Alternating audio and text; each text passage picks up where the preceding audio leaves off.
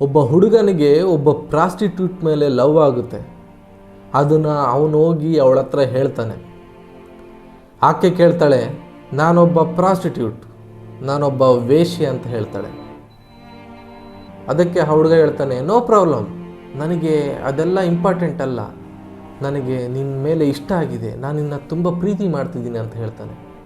ಅದಕ್ಕೆ ಅವಳು ಹೇಳ್ತಾಳೆ, ಸರಿ ನನ್ನ ಜೊತೆ ಒಂದು ದಿನ ಇದ್ದು ನೋಡು, ಬೆಳಿಗ್ಗೆವರೆಗೂ ನಿನಗೆ ಆ ಪ್ರೀತಿ ಇದ್ದರೆ ಆಮೇಲೆ ನೋಡೋಣ ಅಂತ ಹೇಳ್ತಾಳೆ.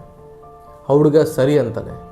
ಅವತ್ತಿನ ರಾತ್ರಿ ಅವರಿಬ್ಬರು ಯಾವುದೇ ಪ್ರೊಟೆಕ್ಷನ್ ಇಲ್ಲದೆ ಸೆಕ್ಷುಯಲಿ ಕನೆಕ್ಟ್ ಆಗ್ತಾರೆ. ಬೆಳಗ್ಗೆ ಆಗುತ್ತೆ. ಆಕೆ ಕೇಳ್ತಾಳೆ, ನಿನಗೆ ನನ್ನ ಮೇಲೆ ಇನ್ನೂ ಲವ್ ಇದೆಯಾ ಅಂತ ಕೇಳ್ತಾಳೆ. ಆ ಹುಡುಗ ಹೌದು ಇದೆ ಅಂತಾನೆ.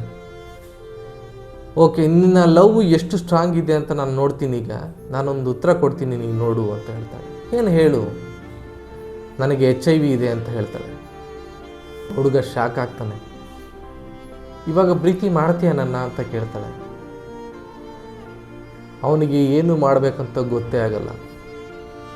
ಜೀವನದಲ್ಲಿ ಪ್ರೀತಿ ಇಂಪಾರ್ಟೆಂಟೇ, ಬಟ್ ನಿಮ್ಮ ಜೀವನವನ್ನು ಎಷ್ಟು ಪ್ರೀತಿ ಮಾಡ್ತೀರ, ನಿಮ್ಮನ್ನು ಎಷ್ಟು ಸುರಕ್ಷಿತವಾಗಿ ಇಟ್ಕೋತೀರ ಅನ್ನೋದು ತುಂಬ ಇಂಪಾರ್ಟೆಂಟ್.